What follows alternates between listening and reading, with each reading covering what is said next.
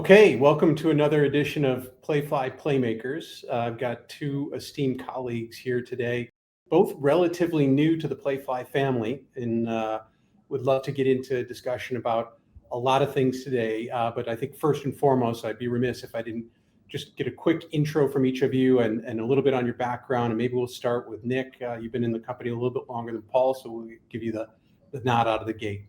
Yeah, sounds good. Thanks, Craig. I'm loving you in the influencer era. Perfect. Love it. Paul and I'll try to get you a blue check mark here. But thanks for having me.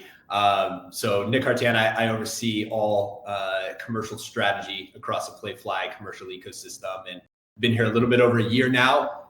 Background is as a revenue generator. I've been a revenue leader and builder my whole career. Love to sell, love to compete, love to win. I think I'll always kind of have that in this role. It's a little bit of an amalgamation of a couple places that I've been to date. I broke in the NCAA on Capitol Hill and worked in Octagon basketball for a while. I think my classical sales training came from the 5+ years that I spent at Fox Sports, Craig, where you and I met, and where I was in charge of Fox's college multimedia rights business, which was then acquired by Playfly in 2021. So I had spent about 7 years in these kind of early stage growth industries in sports. And I think that's where I really kind of held hone my skills on being a solution-based seller, an imaginative seller, somebody who can be more strategic in my commercial approach, and that's ultimately led me here with a lot more opportunity and scale and resources to go out and create imaginative deals and generate revenue across the whole ecosystem. Good. Love to get into that a little bit more in a bit. Paul, a bit more on your background. Yeah, thanks, Craig.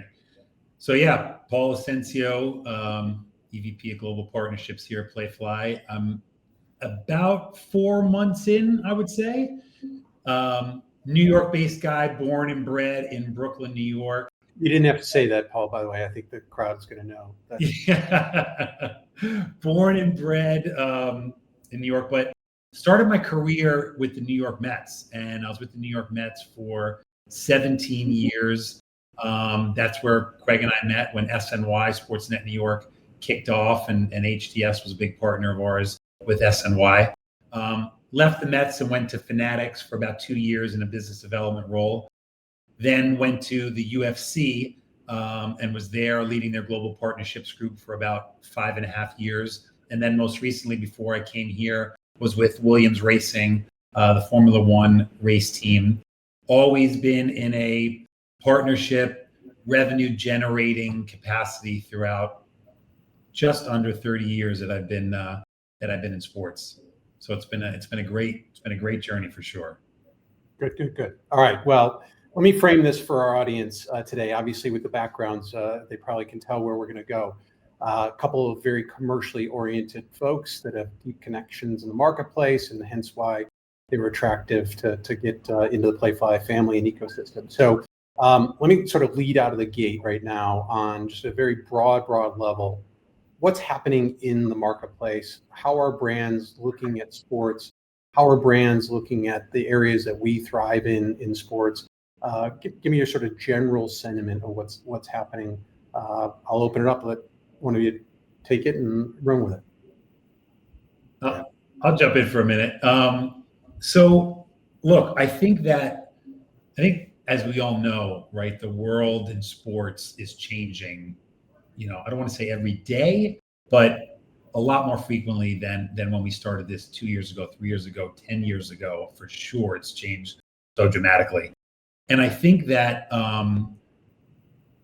brands used to be all about literally a logo slap, getting their marks and their brand in front of as many people as they possibly can, specifically for what I have done primarily for most of my career. And I think that has changed dramatically over the last 10 years in the sense that it's not a priority per se for a lot of people anymore. People want to be able to tell a story, to be able to, depending on the brand and the product, for their product to be used and touched by the fan base. And I think that for us out there being sellers, we have to be a lot more creative in how we are coming with solutions to these brands to help them, really truly achieve what they're trying to do. But it's an ever evolving space, and we as sellers out there need to understand how that's evolving and come to them with really creative ideas to help them achieve what they're trying to achieve. I obviously concur with the sentiment. Nick, anything you want to expand upon? Obviously, you're having discussions across our entire portfolio of sponsorship and media assets. Yeah, I think what's important to understand, and completely agree with Paul as well, is that fans don't think in silos, and oftentimes in the past we've noticed that many brand campaigns have had such a siloed execution, and I think brands are starting to seek and expect more integration and cross-platform continuity from their partners across their total sports spend.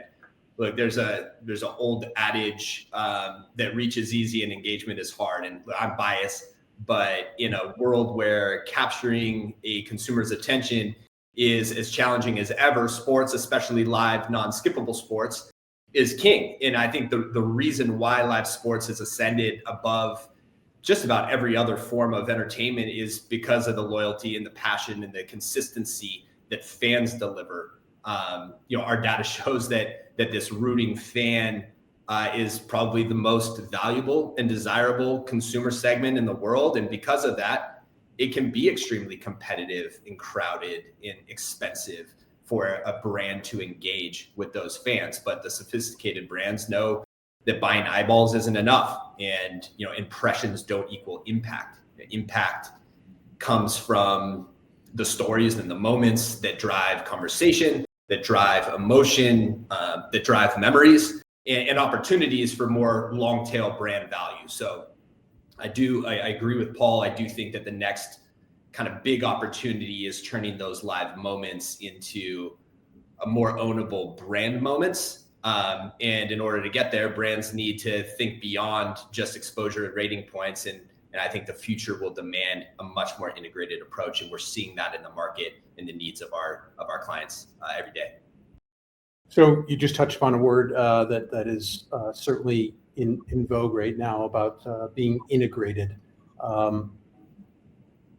If you're a marketer today, pretty difficult to do, right? A lot of the rights are bifurcated into different companies, whether it's the media side or even the difference between participating in an arena versus actually participating with the IP of the team. There's a lot of things that it might be difficult for people to get at a brand level and be able to feel like they have an all-encompassing relationship with that fan base, to get the brand transference, to get all the things you're referring to. What attracted you both to Playfly and what we do specifically in being able to address those integrated and or broader brand needs today? Yeah, Nick. Yeah, I think for me, look, it is extremely rare that you can sit in a place that has such impact and relevancy and connection across media, sponsorship, experiential content, measurement. Usually firms that look and sound like us, they have one superpower, and then they have things that they try to bolt onto that superpower. And I think we sit at a really unique place in this whole ecosystem where we have property relationships, we have brand relationships, we can control the entire fan spectrum from youth sports to high school to college to pro, media delivery. And it really gives us a lot of levers to pull, and a lot of, go back to something Paul said, opportunities to be creative, to build customized solutions for our brands, for our properties. It's a lot of tools to put in our tool belt, and it's our job to make sure that we're deploying them as effective as possible for our brand partners and for our property partners. But ultimately, I think to be that one-stop shop, easy button for a brand to touch every relevant point within the fan ecosystem is extremely unique and rare. Yeah, I couldn't agree more with everything that you're saying. And specifically for me, I've spent, my career really being on the property side. Like, I've never worked in an agency environment. But something that was really interesting when I was with the Mets and the Wilpons, who were the owners of the Mets at the time, started this regional sports network. From that day on, we went out hand in hand selling fully integrated deals from a team, ballpark perspective, as well as on the network. And it was really challenging at the time because people, as we all know, did not think that way. And people even to this day don't necessarily think that way. They say, hey, go talk to our media buyers, or, go talk to the folks that do sponsorships and stuff like that. And we're like, no, you don't understand. This is going to be a more efficient, smarter way for you to spend your dollars. And here's why, right? And this was the storytelling behind it. And something that really drew me here to Playfly was that same sort of opportunity, right? As we know, the CAAs and Legends and Excels of the world, they all have, naming rights and jersey patch divisions and brand consulting divisions, right? They all do that in insights and valuation. That's pretty standard within these sports market agencies. What they don't have is an HTS division, right? What they don't have is this college PSP element to when we go to talk to a brand. My whole storyline is we're going to be a sports marketing solution for you. We're going to ask a ton of questions. We're going to come up with some really creative ideas. And then that could span across a variety of different elements that we control. No other agency has that ability, right? No other agency has the ability to create a program and then bring it to life on television, right? Or take what they're doing on television and bring it to life in a ballpark or an NBA arena or a hockey arena. Nobody else has that ability, or even to a college campus. That to me is what got me really excited about being part of this company. I think that optionality too, it removes the need to push an agenda. It allows us to be really solution oriented for our brand and property partners, because there's not something that we need to sell them. We have, like I said before, a lot of tools, but it removes that pressure to push them into one avenue or another. It allows us to be really good listeners, strategic thinkers, and build a customized solution for them. And I think, again, it relieves the pressure, allows us to be creative, and ultimately drives more value for the brand. Yeah, I love both your expressions about this, because the most overused term or cliche term on the sales side in the business, probably broadly, but certainly within sports, is consultative selling. And yet at the end of the day, right, someone has assets that they have to move. You're talking about the ability to walk in and actually understand business objectives first, maybe market objectives next, and then maybe eventually get to media objectives to come up with things that will actually help move their business forward. So I do love that about our business. It certainly was a part of the recruiting mechanism for you both, but I love to hear you guys espousing that it's actually being utilized in the marketplace. Let me flip the script a little bit. You both worked on properties side of the equation, where you owned your IP. You had to, bring your wares to market and have brands pay attention in a very competitive marketplace. Two sort of questions. One, with the increase that's happening of investment in sport and the optionality that's happened, the proliferation of more events, more sports that are actually being covered here in the US. Every game is on when it comes to media. The ability to look at where you spend your entertainment dollars to attend has never been higher. How do you still distinguish the discussion when you think about it from a properties perspective about what our value proposition is to them? And the second part of it is what are they saying at the property level is most important to them because of this increased competition? How is Playfly helping the property side break through? Media owners, teams, leagues, sanctioning bodies, and the like. Look, I think that, I think folks tend to overthink some of these things, right? And I think that at the end of the day, you need to we need to be really good listeners, right? And we need to understand what these brands are trying to do when they're getting into sports, or what they're just trying to do in general from a marketing, advertising perspective. And then we need to also understand what these properties that we're going out there to try to represent, what they're trying to achieve as well. Look, at the end of the day, we all know from a property standpoint, they're trying to generate as much revenue as possible. But what does that really truly look and feel like? And I think that kind of at its most basic form, right, which I kind of touched on a little bit, was we need to really listen and then come up with really creative and different dynamic ideas that are going to stand out. Mm-hmm. And I think that, the days of, buying an outfield wall sign and 4-season tickets and like, call me when it's time to renew, that just doesn't exist. That doesn't exist anymore.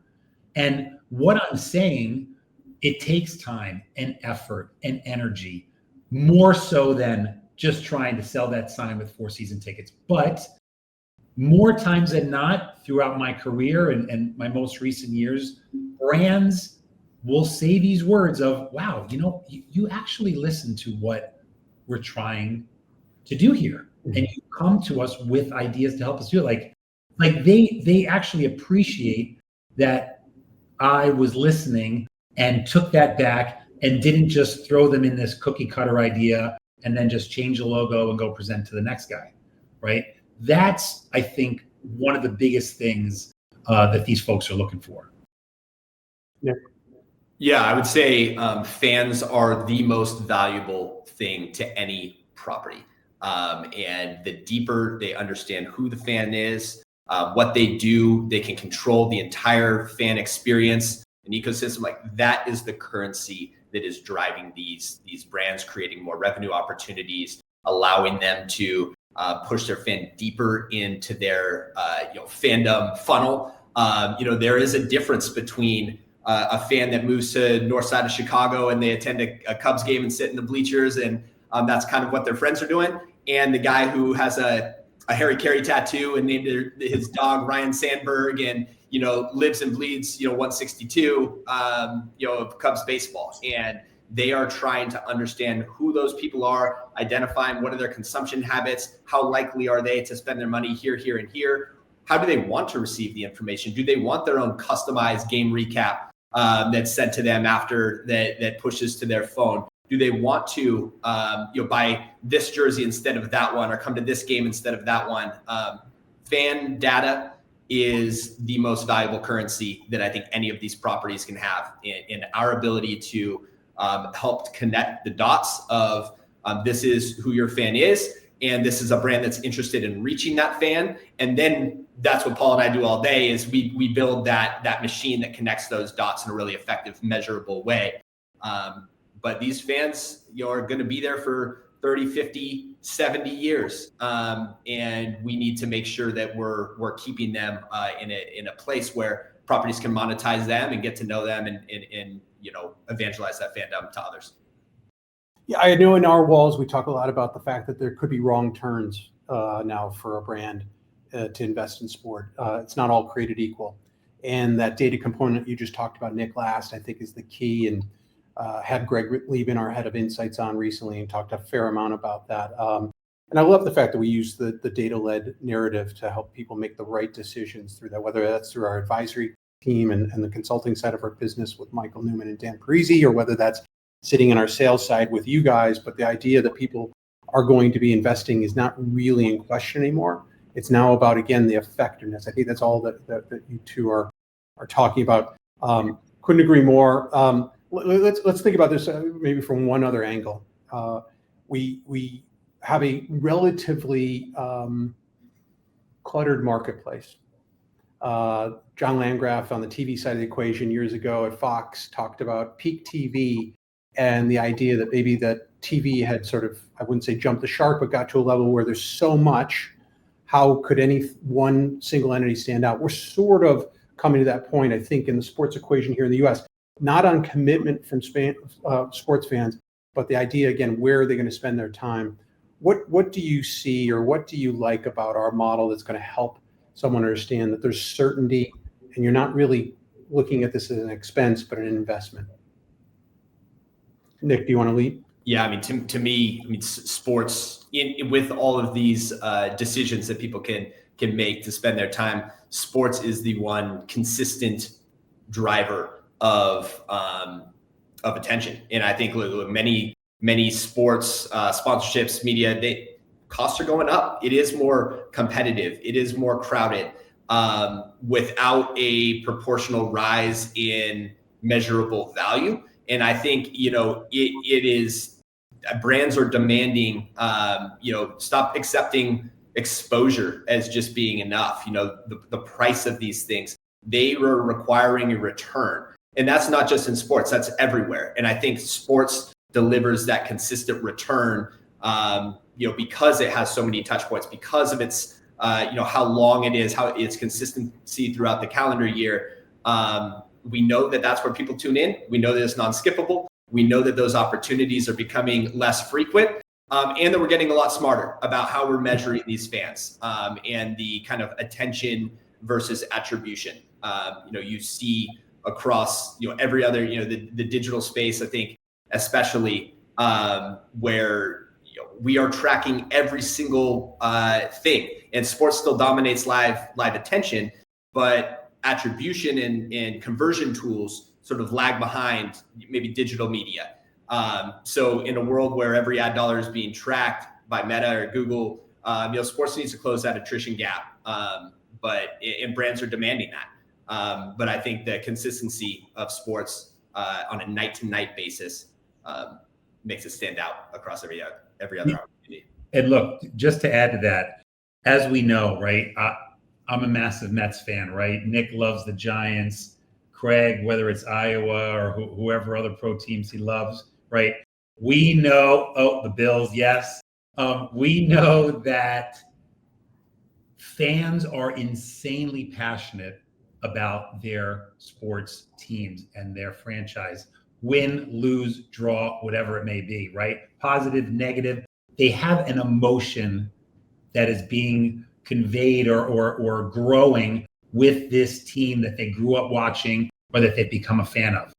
What we now have the ability to do, right, is get these brands associated with that energy and that fan passion for that team. And to Nick's point, like, there aren't many things in the world, right, other than sports that demand that same sort of energy and attraction and that moment where, oh, I got to go check the score, or, oh my God, the game's on. I got to go, I'm walking through, in a bar, or I'm walking past a TV or whatever it may be. People stop because they are attracted to it, because they have this fandom for it and they want to know what's going on and they want to know who won or who lost or who did whatever they did. We then have the ability to get these brands in front of the passion of those fans and associate that brand with that team or that league and that passion. Yeah, without a doubt. All right, you guys have framed this up well. I really wanted to touch upon the from that marketing perspective, understanding what's happening currently and what's going to be necessary to win. I'm going to flip the script before we wrap up here. I got a couple things I want to do. So one is your two key executives in a dynamic, growing rocket ship of a sports agency with 3 countries that we now have offices in, and people in 43 states, over 1,000 team members and Playflyers. How does somebody get to your seat? What do you have if somebody's out there now looking at it from a different perspective, not a brand perspective, just wants to either internally grow or get into Playfly and ascend up? What do you think was a key attribute to your career to get into your seat? Look, for me, I had this conversation. I have 3 daughters that are barely in their 20s, all trying to break into the work world, right? And all want to run the world in 18 months or less, right? And at the end of the day, the advice I always give to them, their friends, or anybody else that wants to hear it is, whatever your role may be today, you need to be the best possible version of that role, right? And I tell this story when people ask me specifically about what you're asking me right now, Craig. When I was with the Mets, we did a deal with a company called Alliance Building Services. They were the ones that did the cleaning of the building, right? And we signed them on as a partner when we built Citi Field. We handed them a $4 million contract to clean the building, but yet they spent like $2 million back with us. And the guy there that was the CEO of Alliance Building Services, his name is Michael Rodriguez. Never went to college. Out of high school, started with Alliance as a cleaner, emptying waste baskets in the Empire State Building. And now the guy he's my age, he's in his 50s. He's the CEO. He's been the CEO for well over 10 years. I'd say 15 years, about. And I will tell you that I bet you that guy was the best possible cleaner that you could imagine when he was emptying garbage cans. And he took the opportunity when he had it to speak to the manager who was his boss at the time. And when that opportunity came to get that next role, he was in a position to do it and continue to climb the ladder. But I guarantee you that every job along the way, he was the best version of himself and worked incredibly hard and not tried to think about how do I become CEO of this company, but how do I become the best, whatever position he was in, version of that role. And that's something that has always stuck with me in my career and what I've done and how I've climbed the ladder myself. And it's like, head down, work hard, be successful, and you will be recognized for sure.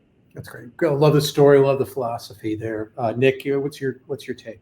Yeah, I'm distracted by Paul saying he was in his 50s. I don't know why we look like we're the same age. So I missed the back half of the story, just lamenting that. But for me, look, I think I've always been really hungry for knowledge and really curious about this industry. And also there are a lot of opportunities to jump off along the way.